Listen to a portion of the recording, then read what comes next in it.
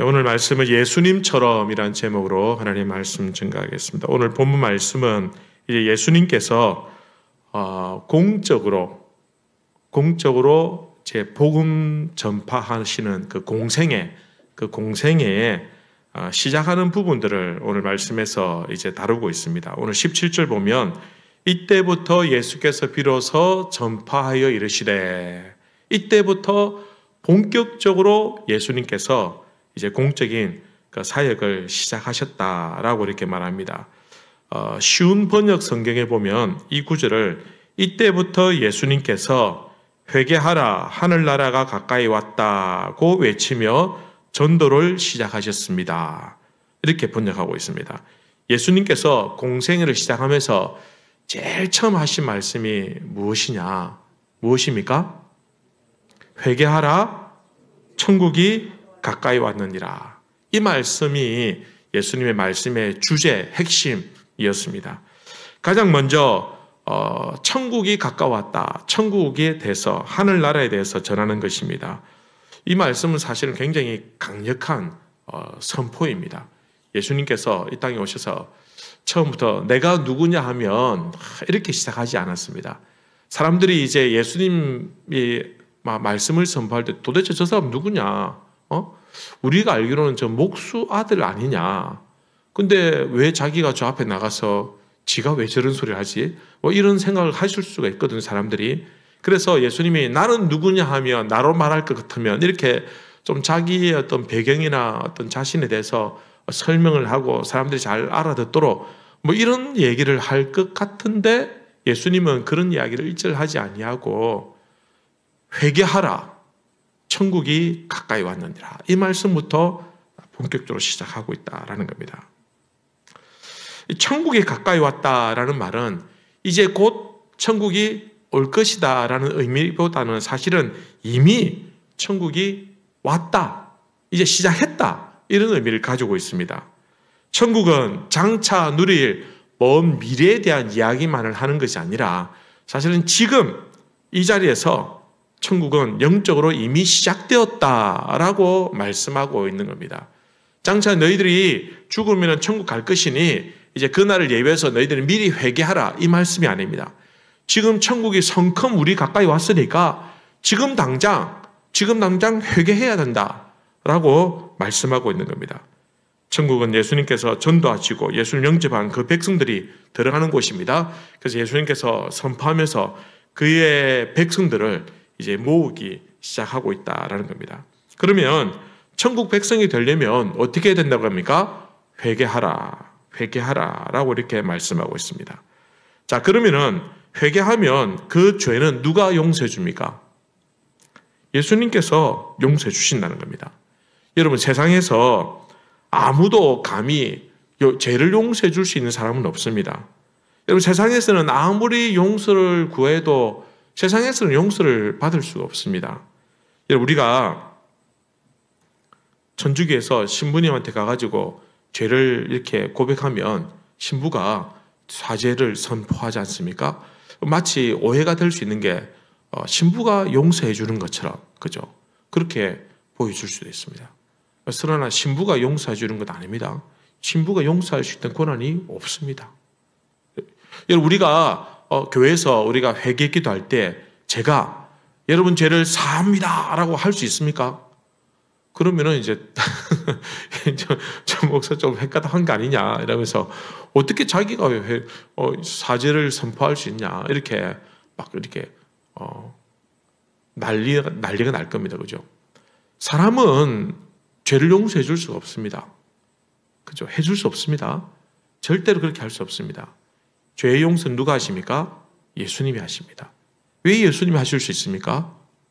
예수님이 어떻게 하셨습니까? 우리 죄를 대신 짊어지고 죽으셨기 때문입니다. 나의 죄를 예수님이 대신 져 주셨기 때문에 그분만이 나의 죄를 용서해 주실 수 있다라는 겁니다. 그래서 죄를 용서할 수 있는 이 능력은, 여러분, 이건 예수님의 가장 탁월한 능력 중에 하나입니다. 그런데 많은 사람들은 예수님께서 우리의 죄를 용서해 주시고 우리를 새 사람으로 만들어 주시는 것을 사람들은 잘 인정하지 않습니다.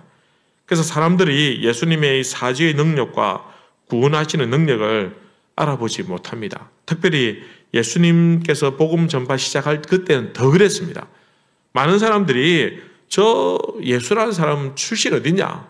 저 나사렛이라는 출신이다. 나사렛 그 촌동네 아니냐? 그 촌동네에서 뭐 선한 게 나겠다고. 거기서 어떻게 저 청년이 와가지고 죄를 용서해 줄 수 있다라고 말할 수 있냐라고 사람들이 예수님을 의심하고 예수님이 메시아라는 사실을 믿지 않았습니다. 반대했습니다. 여러분 어떻습니까? 여러분들은 예수님이 우리의 죄를 용서해 주실 수 있는 분이라고 믿으십니까? 믿으시길 바랍니다. 여러분 이게 믿어지지 않으면 오늘 지금 이 자리에 있는 자체가 모순입니다. 예수님의 보혈의 능력을 믿으시길 바랍니다. 우리가 모든 죄가 씻음을 받고 우리가 천국 백성이 된다는 것, 이것이 복음입니다. 예수님이 이 놀라운 천국의 복음을 전파하고 있는 겁니다. 근데 확실한 이 전파를, 이 복음을 사람들이 어떻게 합니까? 믿지 않고 받아들이지 않고 있다라는 겁니다. 자, 그럼 예수님은 이 사역을 어디에서부터 시작하고 있습니까?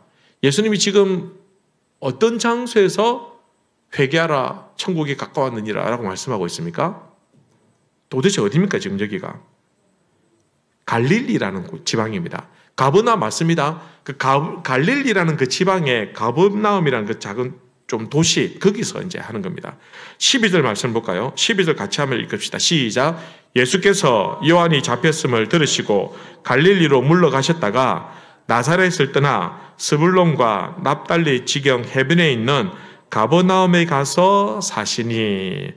예수님께서 주로 거주하신 동네가 이 가버나움이라는 동네인데, 이 가버나움이 크게 볼 때 갈릴리 지방에 있는 그런 동네였습니다. 17절 보니까 이때부터라고 말하지 않습니까? 예수님은 이때부터 이 갈릴리 지역에서 전도를 시작하고 있는 겁니다. 예수님께서 이 사역을 시작하기 전에 하신 게 있습니다. 뭘 하신지 기억하십니까? 먼저 뭘 인정을 받았죠. 뭘 받으셨습니까? 세례를 받으셨습니다. 그죠? 세례는 누구에게 받았습니까? 세례 요한에게 받았습니다. 그럼 세례 요한은 출장 와가지고 예수님께 세례를 줬습니까? 아니면 예수님이 세례 요한이 있는 곳에 가서 세례를 받았습니까? 있는 곳에 가서 받았죠. 세례 요한은 어디 있었습니까? 요단강에서. 그쪽은 이스라엘로 볼 때 중부 지역입니까? 북부입니까? 남쪽입니까? 남쪽이었습니다. 남쪽. 약간 남쪽입니다. 중부라기보다는 남유다. 둘로 칩시다. 중부, 남, 중, 부 이렇게 쓰지 말고 남쪽, 북쪽으로 볼 때 어디입니까? 남쪽입니다. 그죠? 예수님께서 남쪽에 내려오셔서, 그죠? 세례를 받았습니다. 그러면 그곳에서 세례를 받고 이제 시작하시면 되는데, 그럼 제일 가까운 동네가, 제일 가깝고 큰 도시가 어디입니까? 그곳에서. 요단강에서 세례를 받았습니다. 그럼 그곳에서 가장 가깝고 큰 도시가 어디였습니까? 예루살렘입니다. 예루살렘. 그러면은 수도 예루살렘에 가서 딱 복음을 전파하면 되겠죠. 거기서 기라슨 같은 그 종교 지도자들이 있는데 거기서 예수님 권세로 말씀으로 회개하라, 천국이 가까우니라 하면 완전 도시가 뒤집어지지 않겠습니까?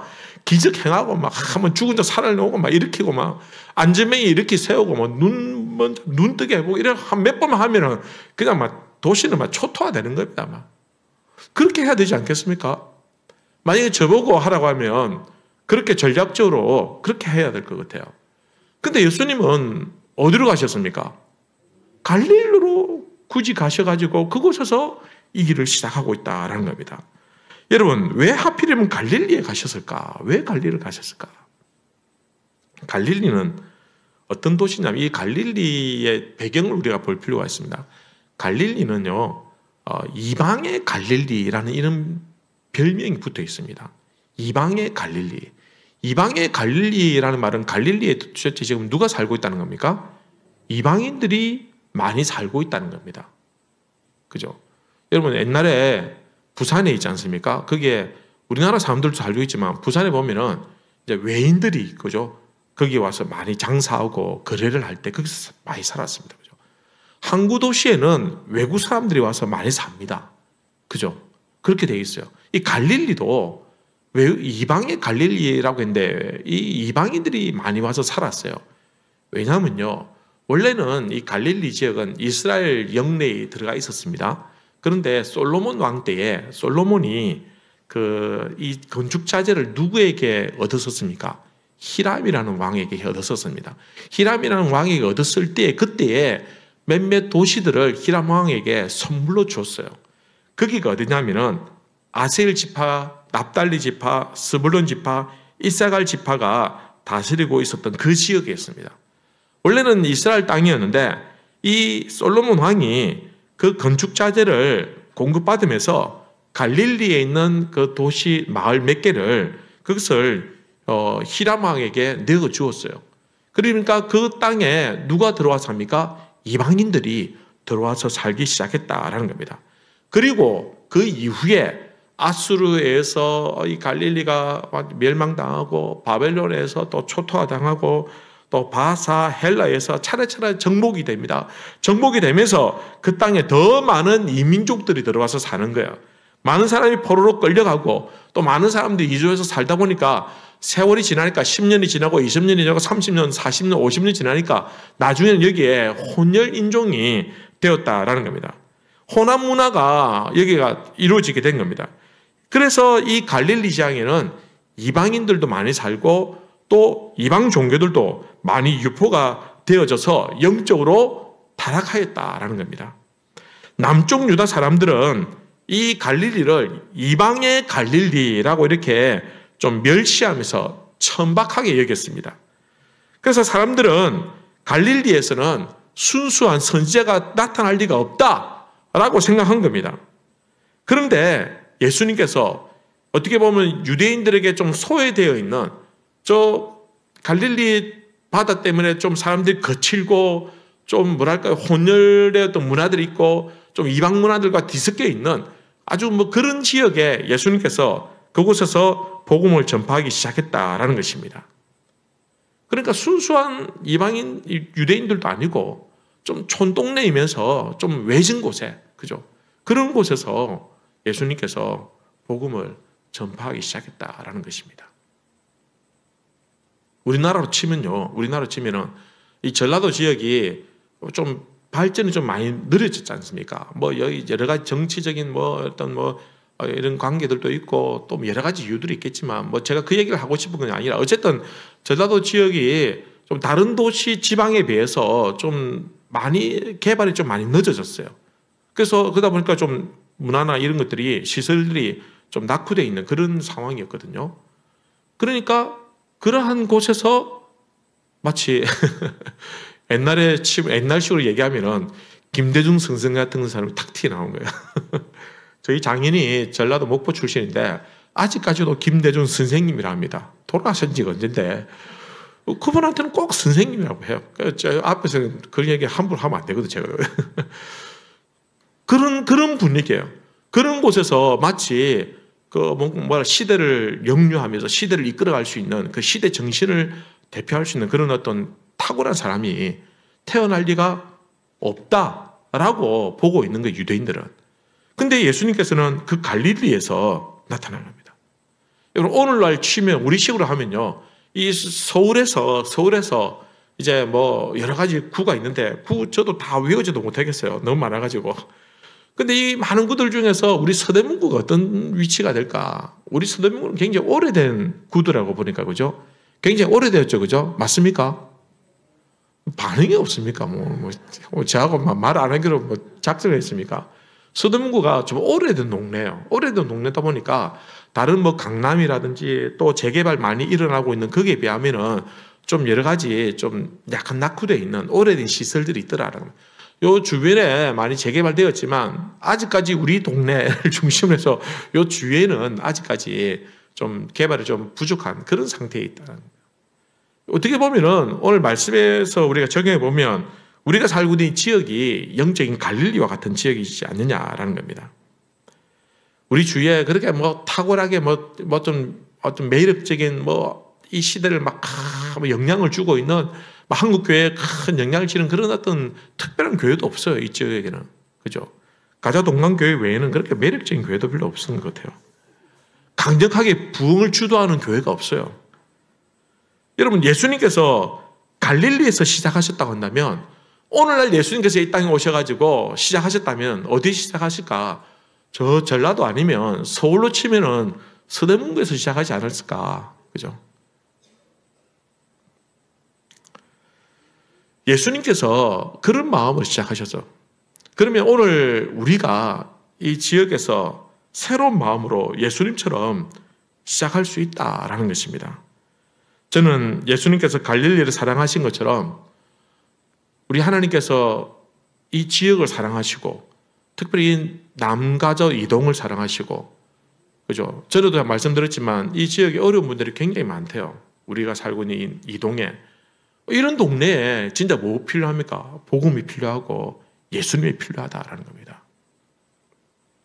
비록 평범하게 보이고 특별한 건 없는 것 같지만, 그러니까 예수님은 그런 평범하지도 않고 평범하고도 특별할 것 없는 곳에서 예수님께서는 사역을 시작하시고 놀라운 능력들을 많이 행하여 주셨다라는 겁니다. 갈릴리에서 혈루증하는 여인이 고침을 받고, 그곳에서 야이로 딸이 죽어도 살아나기도 하고, 귀신 들린 자가 고침을 받기도 하고, 베드로의 장모도 10병이 고쳐지기도 하고, 바다를 잔잔케 하는 사건도 그곳에서 일어났습니다. 갈릴리 지방에서 예수님께서 놀라운 능력들을 많이 베풀어 주셨다라는 겁니다. 이처럼 주님께서 소외된 곳에서, 아무도 주목하지 않는 곳에서, 우리 교회와 우리 가정 안에서, 이 지역 안에서 능력을 행하신다라는 것입니다.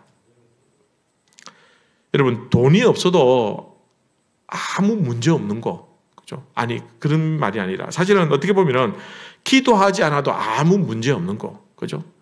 사람들이 답답할 것 없는 지역에 살고 있는 사람들, 좀 적당하게 뭐 잘 살고, 다들 적당하게 건강하고, 적당하게 뭐 좋은 직장, 적당하게 자녀들이 좋은 대학 다니고, 아무 근심 걱정 염려가 없는 곳에 복음이 필요할까? 어디에 복음이 필요합니까? 절망적이고 간절한 곳에 복음이 필요한데 예수님께서 어디를 먼저 가셨느냐? 갈릴리에서 먼저 사역하셨다는 것은 그 이방의 갈릴리 같은 그 영적인 어두운 곳, 참 정말 복음이 필요한 곳에 예수님 먼저 찾아가셔서 복음을 시작하셨다라고 한다면, 여러분, 우리가 이 지역 사회에서 우리 교회가 책임지고 감당해야 될 사명이 여기에 있다라는 겁니다. 예수님께서는 갈릴리 바닷가에서 보리떡 5개와 물고기 2마리로 5,000명을 먹이신 것처럼, 여러분, 이 지역에서 영적인 풍성 식탁을 우리 교회가 감당해야 되는 겁니다. 여러분, 우리 교회가 예수님 능력이 나타나는 교회가 되길 바랍니다. 여러분, 보리떡 같은 그런 은혜의 말씀이, 그 말씀의 떡을 공급하는 그 소문난 교회가 우리 교회가 되자는 겁니다. 여러분, 병든자가 일어나는 위대한 역사가 우리 교회에서 일어나길 바랍니다. 우리 교회를 통해서 복음을 듣고 예수를 믿는 사람들이 불같이 일어나길 바랍니다. 올해는 획기적인 부흥의 역사가 되길 바랍니다. 소원하고 마음에 품고 기도하면 그 일이 이루어지게 되는 겁니다. 14절에 보면 선지자 이사야를 통하여 하신 말씀을 이루려 하심이라 일렀으되 스불론 땅과 납달리 땅과 요단강 저편 해변길과 이방의 갈릴리여 흑암에 사는 안전 백성이 큰 빛을 보았고 사망의 땅과 그늘에 앉은 자들에게 빛이 비추었도다. 여러분, 이스라엘 12지파 중에서 스불론, 납달리, 이런 아셀, 그리고 이사갈, 이 지파는 진짜 인기 없는 지파였어요. 진짜 인기가 있는 지파는 어디입니까? 유다 지파, 에브라임 지파, 므낫세라든지, 그죠? 베냐민, 이런 지파들이 인기가 있고 성경에 많이 나오는데, 뭐 납달리, 스불론, 아셀은 나중에 없어져 버려요. 그리고 뭐 이사갈, 이건 별 볼 일 없는 지파들이에요. 주목받지 못하는 지파들이었어요. 예수님께서 그곳에서 복음을 시작하셨다는 겁니다. 이방인들과 함께 섞여 있는, 정말 영적으로 참 어둡고 다 무너져가는 그런 곳에서 주님께서 복음의 역사를 시작하셨다라는 겁니다. 그리고는 이방의 갈릴리에 큰 빛이 비추었도다 라고 성경이 선포하고 있는 겁니다. 여러분, 우리가 이 지역사회에서 큰 빛의 얘기를 소원합니다. 이거 우리가 가슴에 품고 소망하면 우리에게 하나님께서 주시는 축복인 줄로 믿습니다. 여러분, 그 정도는 돼야 되지 않겠습니까? 우리가 이렇게 큰 빚을 지고 이렇게 교회를 새롭게 리모델링 했는데 그 정도는 해야 되지 않겠냐라는 겁니다. 여러분 순수한 꿈 가지지 마시고 좀 큰 꿈을 가지십시오. 간이 부어가지고 막 큰 꿈을 가지셔야 됩니다. 우리 세대에 일어나지 않는다라도 우리 다음 세대에서 그 꿈들이 성취되기를 바랍니다. 그래서 이곳에서 놀라운 영적인 지도자들이 많이 나타나고 여러분 이 강단에서 선포되는 말씀을 통해서 먹고 자는 다음 세대들이 이 한국 사회를 살리고 민족을 살리는 그런 위대한 지도자들이 나타나기를 소원합니다. 여러분 그를 위해서 기도해 주십시오. 여러분 자녀를 위해서 기도해 주십시오. 지금 여기에 초등학생 저 둘이 앉아 있는데 저 아들이 무슨 정체를 가지고 앉았는지 잘 모르겠는데 그죠? 집에 가서 TV 보고 게임하고 할 한창 그 나이인데 지금 뭣도 모르고 와서 이제 엄마 옆에 끌려고 앉아 있는데 쟤들 어찌 될지 누가 장담합니까? 그죠? 아무도 모릅니다. 10년 뒤에, 20년 뒤에, 30년 뒤에 하나님께서 이 땅에 쓰실 일꾼들이 지금 어디엔가 잠재적으로 지금 딱 숨어 있습니다. 강남에 있을 수도 있고 우리 교회에 있을 수도 있고 그죠? 저 지방에 있을 수도 있고 그죠? 어디 있을 수도 있고 하지만 준비되고 기도하고 그죠? 소망하는 그곳에 하나님께서 역사하신다라는 것입니다. 여러분 이후에 예수님께서는 이 일을 혼자 하지 않습니다.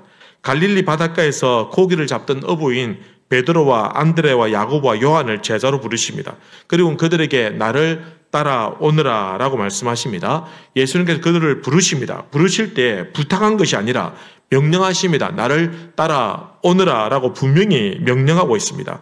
여러분 이 말은 육체적으로 예수님을 따라다니는 것만 말하는 것이 아니라 이 말씀은요 지금 살고 있는 우리의 삶의 목적과 그리고 관심을 모두 다 깨끗하게 정리하고 청산하고 예수 그리스도를 향해서 우리의 삶이 완전히 전환되어지고 삶의 주인으로 모시고 그분을 향한 삶으로 바뀌어지는 것을 말하는 것입니다. 여러분 제자가 되어서 스승이 하는 일을 어떻게 하지 않을 수 있겠습니까? 여러분 제자가 되었는데 스승이 하는 일을 당연히 따라가야 됩니다. 마치 우리가 그리스도인이라고 한다면 우리가 예수님의 일을 따라가는 것은 그것은 지극히 당연한 일입니다. 예수님께서 하신 일을 우리가 하는 겁니다. 예수님께서 하는 일을 우리로 하여금 하도록 부름을 받았다라는 것입니다. 그리고 우리에게 말씀하시면 너희도 나와 함께 가자.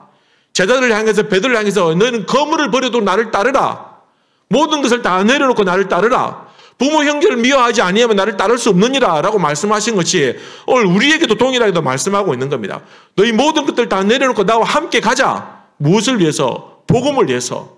영혼을 구원하는 이 일을 위해서 함께 가자라는 것입니다. 여러분 천국 복음을 전하는 것. 여러분 전도는 주님께서 우리가 함께 하고 싶어하는 것을 가장 소중하게 여긴 그 일들을 우리가 함께 하기를 원하신다라는 겁니다. 여러분 천하보다 귀한 생명이 어디 있겠습니까? 그죠? 천하보다 귀한 것이 생명입니다. 그죠? 모든 것들보다 생명이 귀한데 다른 것 다 가져도 생명을 잃으면 무슨 소용이 있겠냐라는 겁니다. 여러분 어린 왕자에 보면 이런 이야기가 나옵니다. 어른들은 숫자를 따지기를 좋아한다. 그래서 어른들에게 새로 사귄 친구를 소개할 때에도 어른들은 진작에 물어봐야 될 중요한 것들은 하나도 물어볼 줄 모른다. 이를테면 그 친구 목소리가 어떠하냐? 그 친구는 무슨 장난감을 제일 좋아하냐? 그 친구는 나비 채집을 하느냐? 이런 질문들을 어른들은 하지 않는다. 그저 묻기를 그 친구는 몇 살이니? 그 친구 형제는 몇 명이니? 아니면은 그 친구 아버지 수입은 얼마냐? 이런 식으로 따분한 이야기만 한다. 그래야 그 친구를 알고 있는 것으로 생각한다. 만약 어른들에게 나 오늘 예쁜 집을 보았어요. 장밋빛 벽돌로 지었는데 창틀에는 제라늄 꽃을 피어있고 지붕에는 비둘기가 구구거리는 아주 멋있는 집을 보았어요. 라고 하면 어른들은 그것을 전혀 기억하지 않는다. 하지만 나 오늘 4,000프랑짜리 집을 보았어요. 라고 말하면 어른들은 그제서야 야, 그 집 훌륭하구나 라고 말한다. 어른들이란 본래 이렇다. 그래서 우리 어린이들은 평소 어른들을 관대하게 이해하며 참을성을 가지고 바라보아야 한다. 여러분 이 말이 무슨 말입니까? 어른들은 숫자, 껍데기, 청량할 수 있는 것 이런 것들만 온통 관심이 있다는 겁니다. 아이들은 순수하게 그 집 자체, 본질 자체에 관심이 있는데 친구 자체에 관심이 있는데 어른들은 숫자로서 청량하고 숫자로서 평가하고 숫자로서 판단한다라는 것을 비꼬고 있는 것입니다. 여러분, 오늘날 사람들이 교회를 바라볼 때 어떤 이야기 합니까? 나는 어느 교회 다닌다라고 얘기하면 다른 사람들이 뭐라고 질문하던가요? 너 교회 크나? 교인들 몇 명인데?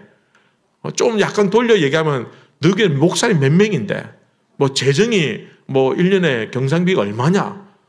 이런 식으로 물어보는 거예요. 교인 수는 몇 명이냐? 이렇게, 그죠? 사람들이 그렇게 물어봐요. 그렇지 않습니까? 저도 그렇게 물어봐요. 다른 교육자들하고 얘기하면은 교육 규모가 어떠냐? 교육 규모가 어떠냐라는 말은 여러 가지 복합적인 것을 포함합니다. 교회 사역자의 규모가 몇 명이냐, 교회 성도들은 규모가 어떻게 됐냐, 교회 재정 규모는 어떻게 됐냐, 이걸 다 포함해가지고 교회 규모가 어떠냐라고 물어봅니다. 근데 교회가 진짜 본 모습은 그것이 아니잖아요. 그 교회가 얼마나 은혜스럽느냐, 그 교회가 얼마나 예배를 잘 드리냐, 그 교회가 얼마나 은혜가 충만하냐, 이런 이야기가 더 본질이지 않습니까? 너희 교회는 은혜가 많느냐, 너희 교회는 은혜가 충만하냐, 사랑이 많냐, 이런 이야기를 물어야 되는데 우리는 그런 거 안 물어보고 몇 명 모이냐, 막 우리가 변질되고 참 타락했다라는 겁니다. 예수님께서 너희는 사람을 낳는 어부가 될 것이다 라고 말할 때 예수님께서 너희는 사람을 낳는 어부가 되어서 몇 마리 잡을래? 이런 거 물으신 게 아닙니다. 예수님께서 우리에게 사람 낳는 어부가 되다라는 말은 그 물고기를 잡아가지고 계산을 해가지고 얼마나 남기겠냐 이거 물으신 것이 아니라 생명과 가치와 의미가 있는 그 생명을 구원하는 일에 너희들이 함께 참여하라라는 것 아니겠느냐라는 겁니다. 주님은 물고기가 아닌 사람을, 물질이 아닌 생명을, 껍데기가 아닌 그 속을 원하신다라는 겁니다. 예리고의 세리장 삭개오가 있지 않습니까? 이 삭개오가 욕을 먹으면서도 세리가 된 이유는 돈 때문입니다. 그죠? 악착같이 돈을 벌고 살았습니다. 그렇게 그가 부자가 되었는데 사람들을 다 잃어버렸어요. 주위에 아무도 없는 거예요. 사람들이 그의 집에 발길을 뚝 끊어버렸다라는 겁니다. 사람을 잃자 그는 모든 것을 다 잃은 겁니다. 그때 예수님을 만나게 되었습니다. 그리고는 자신이 잘못 산 것을 깨닫게 된 거예요. 그리고 예수님은 삭개오의 직업이나 그의 돈이나 그의 키나 이런 것들 보지 않고 삭개오라는 그 인생 자체, 그 불쌍한 인생을 예수님께서 보셨다라는 겁니다. 적어도 예수님은 그를 돈으로 따지지 않습니다. 너 헌금 얼마 할래? 이렇게 하지 않고 예수님은 그 불쌍한 영혼, 친구도 없고 아무도 없는 그냥 돈만 쌓아놓고 있는 이 불쌍한 영혼을 예수님께서는 보시고 그의 집에 찾아가셨다라는 것입니다. 그 집에 가가지고 뭐 대접 잘 받으러 가실 건지 그럴 때 그렇지 않습니다. 그 영혼을 위해서 가셨다라는 거예요. 그 사랑을 받는 순간에 삭개오가 변화된 겁니다. 돈을 위해서 살았던 그가 이제 그 모든 것을 다 내려놓고 그 돈으로 사람을 얻기 시작했습니다. 그 돈으로 사람을 건지기 시작했다라는 겁니다. 여러분, 자신의 재물을 가난한 사람들에게 주기로 했습니다. 그가 이제 사람을 낚는 어부가 되었다라는 겁니다. 여러분, 장차 하나님의 나라에서 여러분들은 무엇을 내어 보이시겠습니까? 여러분 나중에 하나님 앞에 갔을 때 하나님께서 네 뭐 들고 왔냐? 네 어떻게 살다 왔냐?라고 물을 때 도대체 무엇을 내어놓으시겠습니까? 재산을 내어놓으시겠습니까? 재산 많습니까, 여러분들? 악착같이 벌고 벌어도 뭐 겨우 집 한 채 아닙니까? 우리는 두 채인데요. 두 채 합치면 세 채 합쳐보이 그죠? 모든 것을 다 가지시고 모든 것을 다 누리시는 그 하나님 앞에서 우리가 내어놓는 재산이 얼마나 하나님께 감동이 되겠습니까? 하나님 감동시킬 수 있는 재산 가진 사람이 없습니다. 여러분, 지식을 보여드리겠습니까? 내가 열심히 공부하고 열심히 일하고 이런 것들 내어놓겠습니까? 여러분, 지혜의 근본이신 하나님 앞에서 우리의 지식이 무슨 자랑할 만한 것이 있겠습니까? 아무짝에도 쓸모없는 지식 아닙니까? 여러분, 권력과 명예를 내어놓을 게 있겠습니까? 하나님의 권력과 하나님의 명예, 우리의 명예가 얼마나 초라하고 비참한지 우리가 아는데 그것 내어놓을 수 있겠느냐라는 겁니다. 그러면 우리가 내어놓을 수 있는 것이 무엇일까? 여러분, 정말 하나님께서 앞에 나중에 섰을 때 5달란트 받은 건 5달란트 남긴 거 내어놓고 2달란트 받은 건 2달란트 남긴 거 내어놓고 한 달란트 받은 종은 한 달란트 그저 그것만 내놓았대. 우리도 뭔가 내놓아야 될 것 같은데 무엇을 내어놓으시겠냐라는 겁니다. 사람밖에 내어놓을 게 없습니다. 사실 우리가 내어놓을 것이 사람밖에 없습니다. 그죠? 우리가 복음으로 건진 사람, 상처받고 참 고통 가운데 절망인 가운데 있는 사람을 위로하고 그들을 격려해서 그들을 회복시킨 그 상처에서 치유된 그 사람, 그죠? 나와 함께 마음을 모아서 힘을 모아서 함께 기쁜 마음으로 교회를 섬기고 또 구역을 섬기고 전도를 섬겼던 그 사람, 우리가 하나님 앞에 내어놓을 것이 그것밖에 없다라는 것입니다.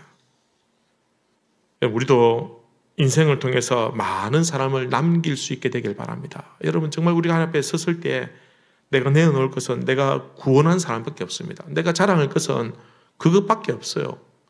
천사도 흠모할 만한 일을 천사에게 맡기지 않고 우리에게 맡겨주셨으니 우리가 하나님 앞에 갔을 때 내가 내어놓을 것은 내가 낚은 사람, 구원한 사람, 내가 세웠던 사람, 내가 힘을 주고 격려해서 온전하게 세운 그 사람밖에 없다라는 것입니다. 여러분 우리 주위에 아직도 주님을 모르는 사람이 있다고 한다면 여러분 그 사람들 참 소중한 사람입니다. 그분들을 우리가 주님께로 인도해서 그분들이 하나님 앞에 설 수 있도록 해주는 것, 그것이 우리의 가장 귀한 사명이다라는 것입니다. 여러분 우리의 재물로 우리의 지식으로 그분들을 인도하십시다. 그렇게 인도하라고 재물을 주시고 지식을 주신 것이지, 그죠? 우리가 전도하라고 우리에게 건강을 주시고 전도하라고 물질을 주시고 전도하라고 우리에게 은사를 주셨다라는 것입니다. 그걸 통해서 하시는 겁니다. 그렇게 통해서 하시면 되지 않습니까? 그죠?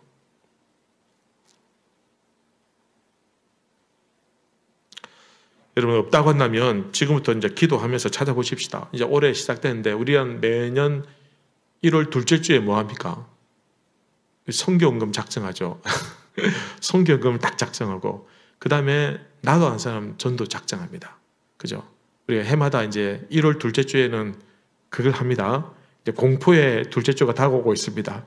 그럼 기도 많이 하셔서 내가 전도하고 싶은 영혼을 그런 이름을 써내고 그 사람을 위해서 1년 내내 기도하고 그 사람이 정말 주님을 만날 수 있도록 주님께 인도할 수 있도록 예수님께서 이 일을 위해서 오셨고 우리도 예수님처럼 이 일을 위해서 우리의 인생을 바쳐야 되는 것입니다. 이게 가장 가치가 있고 의미가 있는 겁니다. 여러분 이것을 위해서 우리에게 생명을 주시고 구원을 주시고 사명을 주셨다라는 것입니다. 여러분 우리가 생명 다하는 그날까지 영혼 구원하는 일에 생명을 살리는 일에 최선을 다해서 예수님처럼 그렇게 살아가시기를 우리 주님의 이름으로 기원합니다.